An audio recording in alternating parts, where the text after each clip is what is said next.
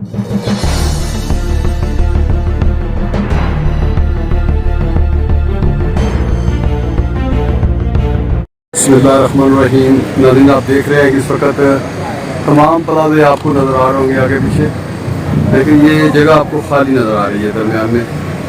ये वो जगह है जहाँ पर जिंदा बच्चियों को दफनाया जाता था, और जिंदा बच्चियों को उस वक्त दफनाया जाता था जब जाहलियत आम थी और सरकार मदीना सल्लल्लाहु अलैहि वसल्लम के आने के बाद इस काम को रोका गया। लेकिन ये जगह आज भी इस बात की दलील है, गवाह है, चीख रही है कि हमारे ऊपर कुछ नहीं बन सकता, क्योंकि नीचे जिंदा इंसानियत है। और सऊदी हुकूमत ने हर जोर लगा लिया कि यहाँ पे कुछ ना कुछ बनाया जाए, क्रेन चलाई जाए, तो सिस्टम चलाया जाए, लेकिन यहाँ पे कुछ भी नहीं हो रहा, क्योंकि ये इस जगह पर उन मासूम बच्चियों को जिंदा दफन किया गया था जिनका कसूर ये था कि माँ बाप के घर में बेटी पैदा हो रही है।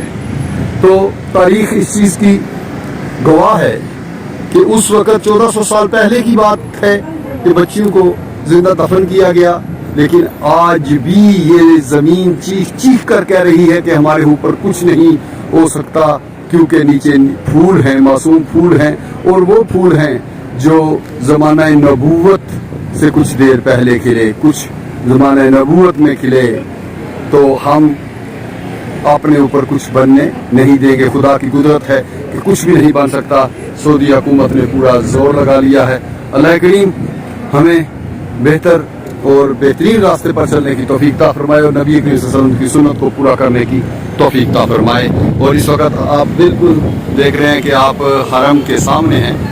ये हरम का मरकजी दरवाज़ा है और ये ऊपर से ये सारा सिलसिला है। ये घड़ी वाला चौक आपको सामने नज़र आ रहा है। तो देखिए आप भी मेरे साथ साथ। अल्लाह खैर करे। शेयर कीजिए, लाइक कीजिए और सब्सक्राइब कीजिए। Thank you.